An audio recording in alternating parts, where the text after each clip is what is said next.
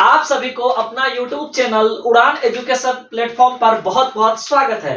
तो आज का वीडियो बहुत ज्यादा खास होने वाला है उन छात्राओं के लिए जो इस बार बोर्ड एग्जाम यानी कि 12th का बोर्ड एग्जाम देने जा रहे हैं, क्योंकि आज हम लाए हैं काफी ज्यादा इंपॉर्टेंट क्वेश्चन जो कि हर एक साल पूछ रखा है। तो आज हम केमिस्ट्री का कुछ इंपॉर्टेंट क्वेश्चन करेंगे जो स्टूडेंट को सर दर्द लगता है। उन क्वेश्चन को आपको बिल्कुल आसान सा तरीका में हम समझाएंगे। आज अगर आप इस वीडियो देख लिए तो हमको लगता है क्वेश्चन आपका कभी नहीं छूटेगा, क्योंकि काफी ज्यादा इंपॉर्टेंट क्वेश्चन है और इसको हम कंसेप्ट से आपका क्लियर करने वाले हैं। तो अगर आप यह वीडियो देखते हैं तो आपका पक्का यह क्वेश्चन कहीं नहीं जाने वाला है, 100% ही आएगा। लेकिन उससे पहले जो भी नए स्टूडेंट इस चैनल पे आए हैं, जल्दी इस चैनल को सब्सक्राइब कर लीजिए, ताकि इस वीडियो के माध्यम से, इस चैनल के माध्यम से आपको इसी तरह का इंपॉर्टेंट क्वेश्चन का सीरीज मिलता रहे और आप बोर्ड एग्जाम में बेहतर नंबर ला सके।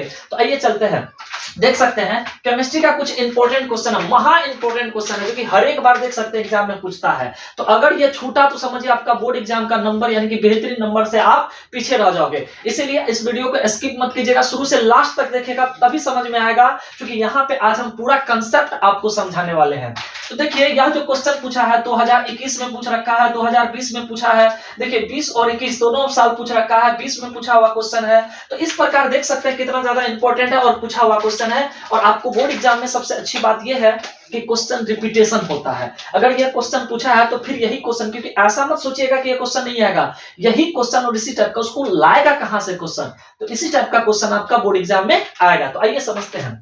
पहला क्वेश्चन है कि बेरवेदार ठोस का उदाहरण दीजिए। 4 ऑप्शन दिया गया है और आपसे पूछ रहा है कि इसमें बताइए बेरवेदार ठोस क्या है। और दूसरा क्वेश्चन देख सकते हैं, पूछ रहा है कि रवेदार ठोस क्या है। ये भी 20 में पूछा हुआ क्वेश्चन है और 4 ऑप्शन दे रखा है, हीरा, कांच, रबर, इनमें से कोई नहीं। फिर यहाँ पे देखिए तीसरा क्वेश्चन भी दिखेगा, तो कह रहा है कि निम्नलिखित में से कौन अक्रिस्टलीय ठोस है। ये 2020 और 21 दोनों साल पूछ रखा है और 4 ऑप्शन दे रखा है, NaCl, ZnS, कांच और SiC। तो देख सकते हैं यह किस प्रकार से इंपॉर्टेंट क्वेश्चन है। तो इस क्वेश्चन को पहले हम कंसेप्ट आपको बताएंगे कि आपका कभी नहीं गलती होगा अगर इस कंसेप्ट को ध्यान से सुन लीजिएगा। तो अब सभी बच्चे बोर्ड पे ध्यान दीजिए। ठीक है, सबसे पहले ये समझ लीजिए कि जो आपका ठोस होता है, इस ठोस को कैसे बांटा गया है। तो इसको अवयवी कणों के आधार पर, याद रखिएगा, इसको अवयवी कणों के आधार पर 2 भागों में बांटा जाता है ठोस को।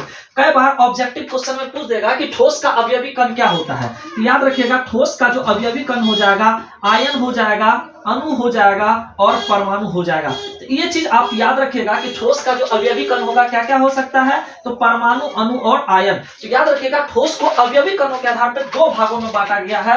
एक होता है रवादार ठोस और दूसरा होता है बेरवादार ठोस। आप देख लीजिए, यकीन के साथ कहते हैं आपका क्वेश्चन कभी गलती नहीं होगा, 100% आप एग्जाम में कर कहिएगा क्वेश्चन को। ठीक है, तो याद रखिएगा ये जो रवादार ठोस होता है इसी को क्रिस्टलीय ठोस भी कहा जाता है, और जो बेरवादार ठोस होता है उसी को अक्रिस्टलीय ठोस कहा जाता है। अगर आप दोनों नाम याद नहीं रखेगा तो क्वेश्चन आपसे गलती हो जाएगा, इसलिए दोनों नाम याद रखिए, क्योंकि बोर्ड में ई नाम से भी पूछता है और इस नाम से भी पूछता है। तो आपको इसीलिए हम दोनों नाम लिख दिए हैं ताकि आपको दिक्कत ना हो। तो देखिए ठोस जो होता है उसके अवयवी कणों के आधार पर 2 भागों में बांटा गया है। तो ये जो आपका रवादार ठोस होता है उसी को क्रिस्टलीय ठोस कहा जाता है। क्या कहा जाता है? क्रिस्टलीय।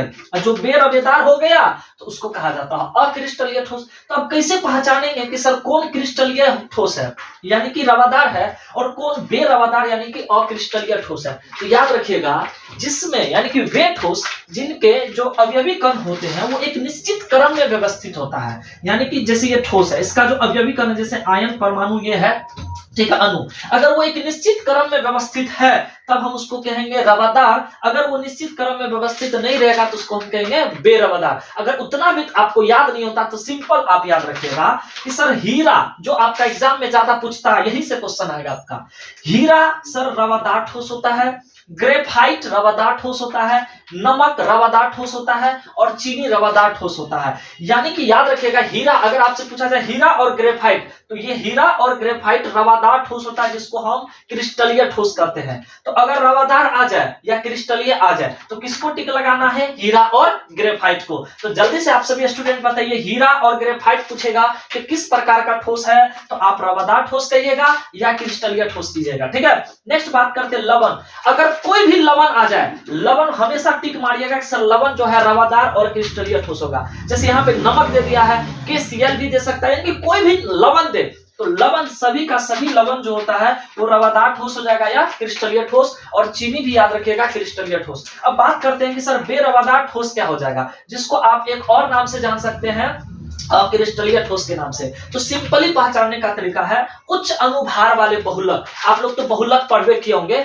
तो उच्च अनुभार वाले बहुलक, जो भी बहुलक दिखे आप डायरेक्ट उसको बेरवादार या अक्रिस्टलीय मार दीजिए। जैसे आपका कांच, उसके बाद हो गया रबर, प्लास्टिक, ये सब आपका जो होता है बेरवादार होता है। बस आप इतना एग्जांपल देख लीजिए ना, आपका क्वेश्चन कहीं नहीं जाने वाला है। देखिए ना, अब देखिए कैसे इस क्वेश्चन को हम धाय धाय करने वाले, आप खुद इस क्वेश्चन को कीजिएगा, बस कंसेप्ट को समझिए। आप लोग रटम्मल मत बनिए, तोता मैना की तरह आप लोग रटते रहते। कंसेप्ट अगर समझ गए तो क्वेश्चन को आप इजिली कर सकते हैं, ठीक है।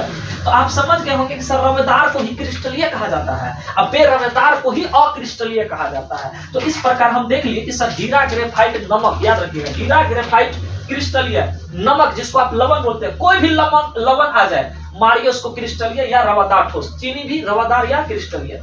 बात करते हैं बेरवादार, तो उच्च अनुभार वाले जो बहुलक होंगे, जैसे कांच, रबर, प्लास्टिक, कांच, रबर, प्लास्टिक, कांच, रबर, प्लास्टिक, याद रखिएगा बेरवादार या अक्रिस्टलीय होता है। आइए अब इस क्वेश्चन को हम करते हैं, ठीक है।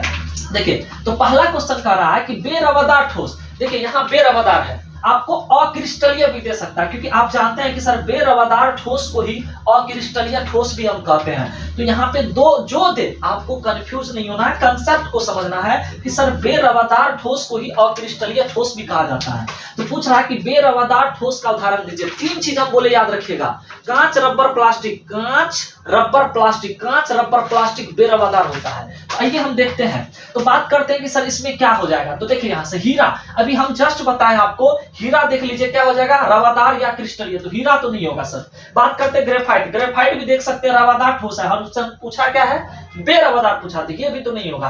नमक देख लीजिए यहाँ से, नमक क्या हो जाएगा आपका, रवादार ठोस हो जाएगा, यानी कि क्रिस्टलीय, तो नमक भी नहीं होगा। कांच, यहाँ पे रबर आ गया, देखिए अभी जस्ट हम बताए रबर, यानी कि चूंकि ये रबर जो होता है ये बहुलक होता है, इसलिए इसका राइट आंसर हो जाएगा आपका ऑप्शन नंबर बी। देख सकते हैं 2021 में पूछा हुआ क्वेश्चन है। तो बताइए आपको समझ में आया कि नहीं आया। चलिए नेक्स्ट क्वेश्चन हम देखते हैं। पूछ रखा है कि रवादार ठोस का एग्जांपल दीजिए, ये 2020 में पूछा हुआ क्वेश्चन है, काफी ज्यादा इंपॉर्टेंट है, ध्यान से देखिए। अब रवादार हमसे पूछा है, तो रवादार देखिए पता है, यहाँ से देखिए हीरा, आपको जस्ट पता है कि हीरा क्या हो जाएगा आपका, देख सकते हैं रवादार ठोस हो जाएगा, तो ऑप्शन नंबर क्या हो जाएगा ये। चलिए इन ऑप्शन को भी चेक करते हैं। कांच, अभी जस्ट कांच बताया कि आपको बेरवादार हो जाएगा, देखिए कांच क्या हो जाएगा, बेरवादार या अक्रिस्टलीय हो जाएगा, तो ये तो नहीं होगा। रबर, देखिए रबर भी आपका क्या हो जाएगा, बेरवादार हो जाएगा या अक्रिस्टलीय, और इनमें से कोई नहीं, तो इसका राइट आंसर क्या हो जाएगा आपका हीरा। आइए हम तीसरा क्वेश्चन देखते हैं। ये तो 20 और 21 दोनों में पूछ रखा है। देखिए यहां से पूछ रखा है, निम्नलिखित में कौन अक्रिस्टलीय ठोस का उदाहरण है। अब बताइए अक्रिस्टलीय का ही दूसरा नाम क्या है, बेरवादार। देखिए एग्जामिनर कैसे आपको फंसा रहा है, तो आप अगर बेरवादार याद रखे हैं, इसका दूसरा नाम भी याद रखेगा अक्रिस्टलीय ठोस। तो अक्रिस्टलीय मतलब आपसे पूछ रहा बेरवादार। अब बेरवादार हम 3 को लिखा है आपको, क्या क्या, तो कांच, रबर और प्लास्टिक। तो आइए देखते हैं इस क्वेश्चन का आंसर क्या होगा। पूछ रहा है निम्नलिखित में से कौन अक्रिस्टलीय ठोस का उदाहरण है। तो जल्दी से बताइए, NaCl लवण है, और हम आपको बोले कि कोई भी लवण कहे ना आ जाए, लवण हमेशा याद रखिएगा, कोई भी लवण क्यों ना आ जाए वो हमेशा रवादार होता है। यहाँ पे लवण देखिए वही लवण है, नमक, नमक का सूत्र क्या होता है, NaCl। तो नमक तो आपका क्या हो जाता है, रवादार में चला जाएगा। देखिए नमक आपका रवादार होता है यानी कि क्रिस्टलीय, तो ये तो आपका ऑप्शन नहीं हो जाएगा। चलिए दूसरा देखते हैं, जिंक सल्फाइड। जिंक सल्फाइड एक लवण होता है, क्योंकि ना तो इसमें हाइड्रोजन है ना तो OH है, तो जिंक सल्फाइड भी लवण है, तो इसीलिए लवण जो होता है देख सकते हैं, लवण रवादार या क्रिस्टलीय होता है, तो ये भी तो नहीं होगा क्योंकि हमसे अक्रिस्टलीय पूछा है। नेक्स्ट बात करते हैं कांच। तो कांच है, देखिए यहाँ से हम आपको लिखा है, तो इसका राइट आंसर क्या हो जाएगा, कांच। ये भी लवण है, ये भी ऑप्शन नहीं होगा, तो इसका राइट आंसर क्या हो जाएगा, कांच। बताइए आप सभी को समझ में आया कि नहीं। अगर आप इतना कर लेते हैं तो आपका एग्जाम में क्वेश्चन कहीं नहीं जाने वाला, ठीक है। अगर आप चाहते हैं कि आपका इंटर में बेहतर से बेहतर नंबर आए और आपका बेहतर तैयारी हो, तो जल्दी से इस चैनल को सब्सक्राइब कीजिए, वीडियो को लाइक कर दीजिए ज्यादा से ज्यादा, ताकि हम इसी तरह का वीडियो और आप लोग के लिए लाए। और वीडियो को शेयर भी कीजिए, ठीक है। आप जितना ज्यादा इस वीडियो को शेयर कीजिएगा, लाइक कीजिएगा, हम उतना ज्यादा मोटिवेट होंगे और आप लोग के लिए बेहतर से बेहतर क्वेश्चन हम लाएंगे, जो कि सीधा एग्जाम हॉल में छपेगा आपका क्वेश्चन। चलिए अब नेक्स्ट क्वेश्चन हम देखते हैं, लेकिन इस क्वेश्चन को देखने से पहले, 4 नंबर का क्वेश्चन देखने से पहले आप सभी स्टूडेंट इस पॉइंट को नोट कर लीजिए। हम साइड हट जाते हैं, आप इसको नोट कीजिए, क्योंकि ये क्वेश्चन आपका सीधा एग्जाम हॉल में छपने वाला है। तो जल्दी से नोट कीजिए इसको, हम साइड हट जाते हैं। अब हम लोग नेक्स्ट क्वेश्चन देखेंगे कि क्या है। तो क्वेश्चन नंबर 4 देखते हैं कि 4 में क्या दे रखा है। 4 में कह रहा है कि HCP इकाई सेल में परमाणुओं की संख्या कितनी होती है। देख सकते हैं कि 2020 में पूछा हुआ क्वेश्चन है। सब बेहतरीन क्वेश्चन है और सभी इंपॉर्टेंट क्वेश्चन का पोस्टमार्टम करने वाले हैं हम। बस आप चैनल को सब्सक्राइब कीजिए, वीडियो को ज्यादा से ज्यादा शेयर कीजिए ताकि आपका बोर्ड एग्जाम में बेहतर नंबर आए। ठीक है, देख सकते हैं यहाँ पे क्या कर रहा है। तो इस क्वेश्चन को समझने से पहले हम थोड़ा सा कंसेप्ट पे चर्चा करेंगे। ठीक है, देखिए आप जो है निविड संकुलन आप सभी पढ़े होंगे और पढ़ाए भी हम क्लास में, जिसको हम क्लोज पैकिंग कहते हैं। ठीक है, देखिए ये जो निविड संकुलन होता है जिसको हम क्लोज पैकिंग कहते हैं वो 3 प्रकार का होता है। एक होता है 1 डायमेंशनल क्लोज पैकिंग, एक होता है 2 डायमेंशनल और एक होता है 3 डायमेंशनल। यानी कि 3 प्रकार के होते हैं क्लोज पैकिंग। 3 प्रकार के होते हैं। 1 डायमेंशनल क्लोज पैकिंग होता है, 2 डायमेंशनल और 3 डायमेंशनल। जिसमें से ये जो 2 डायमेंशनल है इसको 2 भागों में बांटा गया। बस इतना थोड़ा सा आप यहाँ पे समझ लीजिए। ये जो 2 डायमेंशनल क्लोज पैकिंग होता है सर, इसको 2 भागों में बांटा गया। एक होता है वर्ग निविड संकुलन, एक होता है खष्टकोणीय निविड संकुलन। एक होता है वर्ग निविड संकुलन जिसको कहते हैं स्क्वायर क्लोज पैकिंग, एक होता है खष्टकोणीय निविड संकुलन जिसको कहते हैं हेक्सागोनल क्लोज पैकिंग। क्या कहते हैं? Hexagonal close packing. यहीं से आपको क्वेश्चन आएगा। देखिए यहाँ पे आपको 2 चीज याद रखना और यही आपका इंपॉर्टेंट क्वेश्चन और यही आपका एग्जाम में आएगा क्वेश्चन कि सर स्क्वायर क्लोज पैकिंग में जो उप सहसंयोजन संख्या होता है वो 4 होता है और इसका जो संकुलन क्षमता होता है 52.4 होता है। संकुलन क्षमता को इंग्लिश में कहते हैं क्लोज पैकिंग एफिशिएंसी। क्या कहा जाता है? Packing efficiency. मतलब जब आप इसका बनावट कीजिएगा ना तो इसमें आप देखिएगा, आपको वहां पे पढ़ाए थे कि किस प्रकार से इसमें एक परमाणु अन्य 4 अपने नजदीकी 4 परमाणु से जुड़ा होता है। इसी कारण से इसका जो उप सहसंयोजन संख्या होता है वो 4 होता है। याद रखिएगा, उप सहसंयोजन संख्या को समन्वय संख्या भी पूछेगा। बताइए कि वर्ग निविड संकुलन में समन्वय संख्या कितनी होती है? तो समन्वय संख्या कितनी होती है? 4। इसका मतलब होता है कि एक परमाणु अपने निकटतम 4 परमाणु से जुड़ा होता है, जिसके कारण इसका उप सहसंयोजन संख्या कितना होता है? 4। तो मात्र आप 2 चीज याद रखिए कि सर वर्ग निविड संकुलन का जो उप सहसंयोजन संख्या या समन्वय संख्या होता है वो 4 होता है और इसका संकुलन क्षमता पैकिंग एफिशिएंसी 52.4 होता है। पूछा हुआ क्वेश्चन है, आपको नेक्स्ट क्वेश्चन करवाएंगे उसमें पैकिंग एफिशिएंसी से क्वेश्चन आया हुआ है। याद रखिएगा कि सर वर्ग निविड संकुलन में उप सहसंयोजन संख्या या समन्वय संख्या 4 होता है और संकुलन क्षमता जिसको इंग्लिश में पैकिंग एफिशिएंसी कहते हैं वो 52.4 होता है।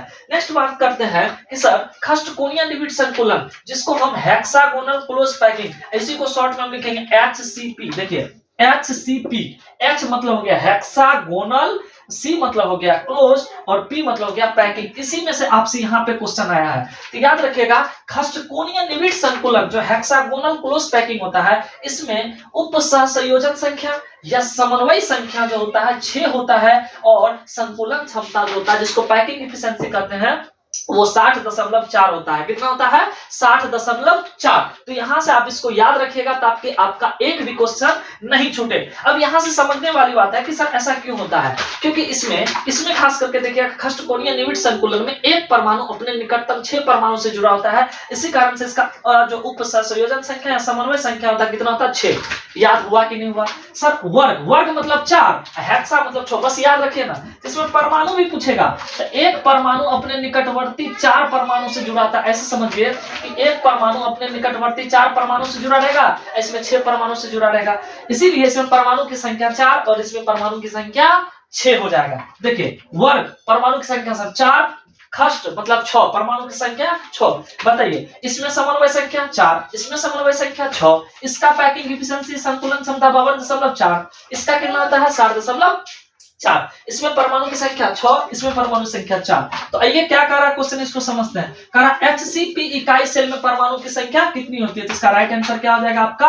6। मतलब HCP मतलब हो गया हेक्सागोनल। लेकिन इसी में H मतलब हेक्सा मतलब 6 मार दीजिए। ठीक, 2020 का। तो इस प्रकार इंपॉर्टेंट क्वेश्चन आपका था। ये 100% आपका यहाँ से क्वेश्चन आता है। तो आप सभी को बताइए आज का क्लास कैसा लगा। तो फिर नेक्स्ट वीडियो में हम इंपॉर्टेंट क्वेश्चन इसी तरह लाएंगे। लेकिन फिलहाल जो नए बच्चे आए हैं तो जल्दी से चैनल को सब्सक्राइब कर लीजिए और वीडियो को लाइक कर दे, ज्यादा से ज्यादा शेयर कीजिए ताकि हम और भी मोटिवेट हो और आप लोग के लिए इसी तरह का वीडियो लाएं। तो आज के लिए बस इतना ही। Thank you so much. Radhe Radhe. फिर मिलते हैं नेक्स्ट वीडियो में, तब तक के लिए बाय।